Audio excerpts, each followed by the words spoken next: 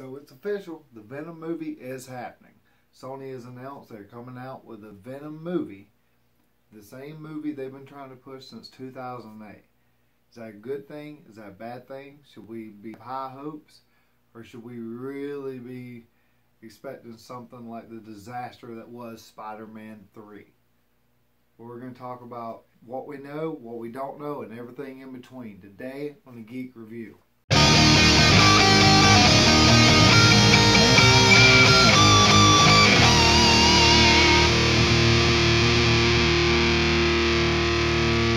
Hi, I'm Brad Deaton.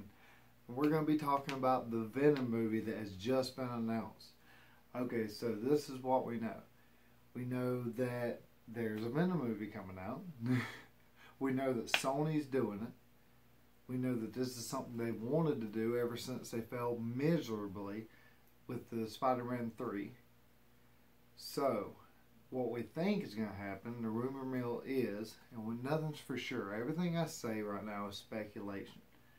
The rumors are that Spider-Man and Homecoming and the Marvel Universe is not going to be tied into this. That Venom is not going to have anything to do with Spider-Man. And I'm not going to lie to you, that worries me. I love Venom, and I've been wanting to see him make an incredible comeback and have a movie that is worth his name, his title, and his overall just awesomeness. But not like this. And I can't tell you it's going to suck. I can't tell you that it's going to be bad. I've been wrong before. The worst thing that I've ever been wrong about, as far as superhero movie news, would be I thought Heath Ledger was going to make a very awful Joker. And I was pretty far off on that one. So take it with a grain of salt. But I feel like this movie is just Sony trying to shove their agenda down everybody's throat. They're trying to make a movie that nobody asked for. And I'm not saying I wouldn't want to see a Venom movie in the future, but with the right setup, the right timing. Okay, so the reason that we love Marvel so much, or I love Marvel so much, is because every character that they've used because they had the right idea to utilize that character. Guardians of the Galaxy is a perfect example. This is a relatively unknown comic book, unknown characters, not very well perceived at its time. Why would they make this big production out of that and tie it into the MCU? Because they had a vision, they had an amazing vision, and the movie turned off spectacular. And the way, the visuals, the story, the characters, it had feeling. They made us really love these characters. They made these C-list characters A-list characters because they had a good idea. And that's why if they announced that they were going to make a Garfield movie and tie him into the MCU, I would give them the benefit of the doubt because they've done their wrong so far with the characters they've chosen. Sony has not earned that. Sony has done nothing to make us think that they want to make a movie because they have a good idea. They want to make a movie so far because they want to keep the contract. They want to keep Spider-Man under their thumb, and they want to keep making that Spider-Man money. Amazing Spider-Man, I like that franchise. I like the Amazing Spider-Man 2. I really love it. That's one of my favorite Spider-Man movies of all time so far. But was it necessary? Did they have this great idea? No, they wanted to do it before they had anything written up because they wanted to keep that staple.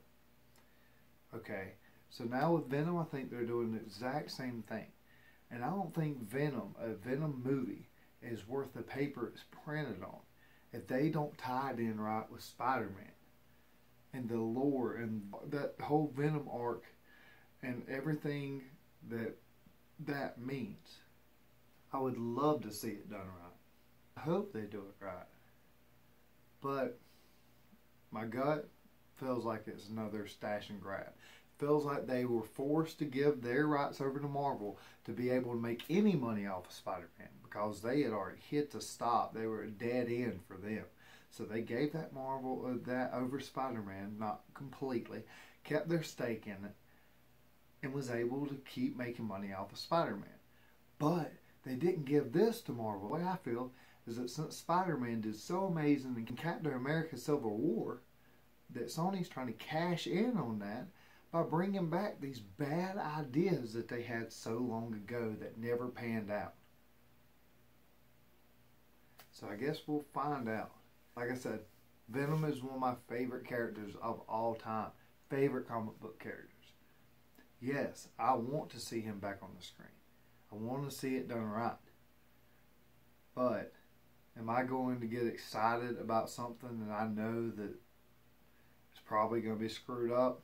It's probably not going to be done right? No. So we don't know much yet, and more is going to come out. If this movie even ends up getting made. Which, you know, look at all the other ideas that they had that they said were coming out. Sinister Six included. It all went to the bin. They rushed everything. They've tried to do what the Avengers have done over years. Marvel carefully laid out these plans and put these puzzle pieces together. They tried to make Spider-Man the same kind of universe. And they tried to force everything together. Spider-Man 2 was basically a trailer for everything that they were about to have coming out. Sinister Six and all these other movies. It didn't make any sense. That was the worst part about Spider-Man 2, is how forced it was. All the Easter eggs to set up everything else. So now, since Marvel's got Spider-Man, they're still trying to do that. And I feel like because it's forced, it's going to feel forced. But that's just my opinion. You can share yours in the comments below. Please let me know what you think. I don't claim to be perfect, and I don't claim to have a popular opinion.